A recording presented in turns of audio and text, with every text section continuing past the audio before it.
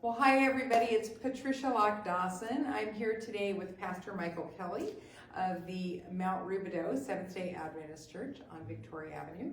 And today we're talking a little bit about the celebration of Juneteenth, which is actually, I think, what African Americans consider their celebration of freedom, right? Emancipation Proclamation was enacted in 1863, but the last enslaved people were released in Texas in 1865. Do I have that right? Yeah, 1865, June 19th is when that took place. And so that's where we would celebrate and say that's the true Independence Day, for us, because that's when, people of color, Black people, were free. There's some shirts that say free-ish, because obviously there were still some instances after that, but that would be our Independence Day. Okay. So, and I just asked Pastor Kelly if he might talk to us today a little bit about the meaning of Juneteenth, which is June 19th. We all know about that, and perhaps the sort of how important that is to African Americans in the United States, but also as a call to action, perhaps using it as a day where we can rally around some of the things that are going on in our country today. So I just wanted to ask how you're doing and how are your people doing? Yeah, obviously it's been a really, tough, I'd say at least month and a half, particularly even with, COVID, which, I'll talk about in a second, has really hit African American community a lot harder than other communities.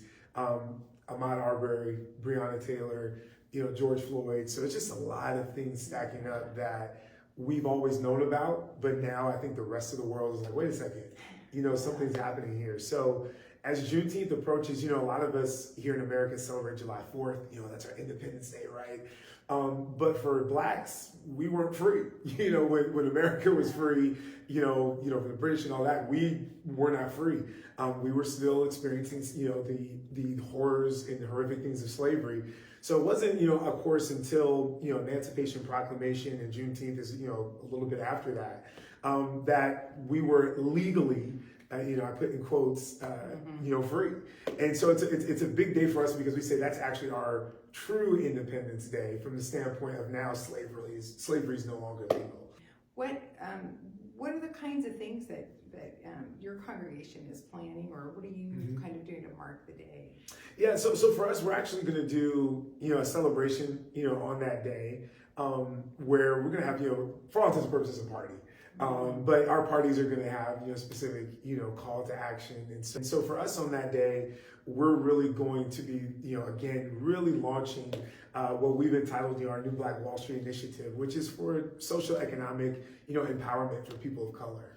Black Wall Street. The New Black Wall Street. The New Black Wall Street, which I was fortunate to be able to attend an event here last week where you sort of rolled this out. We have to have a level playing field, and that is going to come through. So not just social needs, but economic needs. Exactly. And that's sort of what the Black Wall Street is about, right?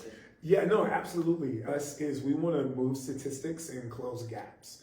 And so when you look at the statistics, within the, Black community, and this is world nationwide, you'll see that our average net worth is $17,000 compared to our white brothers and sisters, which is $171,000. Wow.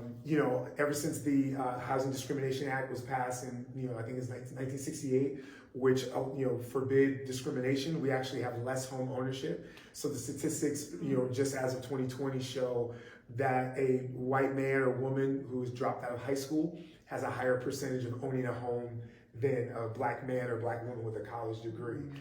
We lead in every category of death with the exception of suicide. And so when we look at those kinds of statistics, we see that that's the reason why there's a lot of these things that are able to happen. Our communities are impoverished.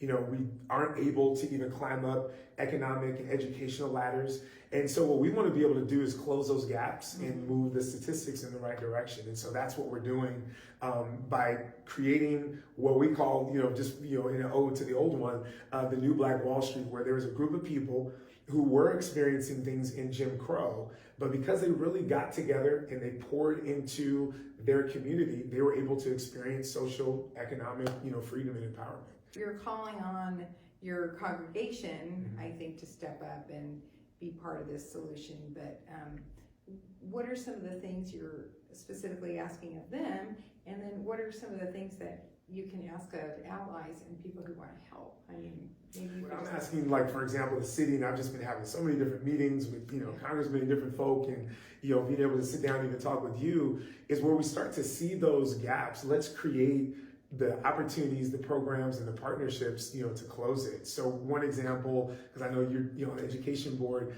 a lot of African-American families around here, surprisingly, they don't have access to internet. So now COVID-19 hits, and everything's online. That makes it difficult for them to do their school. Or some of them do have online capabilities, but they don't have iPads, they don't have computers. So these are just things, I'd love to, talk through and to create those opportunities. Here at the church, we got 55,000 square feet that we're using for these kinds of things. But also just ways that we could partner with the city to create opportunities to close those gaps and give everyone as equal a playing field as possible. Yes. We have to figure out where the places are that are causing the obstacles later on and fill those gaps now. And there are certainly plenty of people in the community that want to help and do things. I know that for sure. And even, what I really appreciate is you just giving me a call. Yeah, and of saying, course. Patricia, we have this going on. And then I'll think, oh, hey, I know this guy over here that I could introduce you to. And I think that's what a lot of people are. They just want to be given the opportunity to help. Yeah, and I think the beauty, if there could ever be beauty in obviously someone's death, as a Christian, I'm very familiar with one person's death bringing the world together, right? But I think the beauty is now that people have seen what's happening in a different way in our community, there's a lot more unity that I think we're starting to see. And so absolutely reaching out, because at the end of the day, what I always tell people is we're all human beings. We might look different, we have different experiences, but we're human beings. And the issue that's taking place in the Black community right now is a human issue. And I would hope that people would just look at a group of human beings that unfortunately are disproportionately getting the short end of the stick in a lot of areas and say, well, wait a second, I wouldn't want that to happen to my fellow human being. Let me put my hand out, let me get my hands dirty. And so, you being willing to do that has just been huge. And that's why, I call, and I'm like, hey, let's do this. How can we work together? And it's a lot of work. It's a marathon. It's not a sprint. And so we just have to be committed to it. One person said, the solution to the problem is your commitment to the solution. So if we're committed to it, we'll be able to get it. Yeah, I appreciate that. That's fantastic. Well, and I really appreciate your time today and just all the work you're doing for our community, not just your church, but the city of Riverside in general. I appreciate it, and I look forward to us doing much more together so we can make a difference in the city, and then maybe we'll change the world. That's what I'd like to do. Yeah. So if people want to find more about the Black Wall Street and the new Black Wall Street and anything more about, can you tell us how to find you on the internet? Yeah, so, it'd be great if you guys could, go to my personal Instagram, which is at Pastor Michael Kelly, and it's 2 I's, lowercase i's, or at my church, at Mount Rubidoux SDA. I know, how do you spell Rubidoux, right? But if you're nailing it by, you should know how to spell that. And then this Friday, actually Juneteenth, we're actually launching our website, which is newblackwallstreet.com. So you can check that out. So I love it. Actionable, doable ways to help. Yes. Everybody's looking for that. So everybody, Pastor Michael Kelly, Mount Rubidoux SDA Church here on Victoria Avenue. Yes. Thank you very much. Thank you.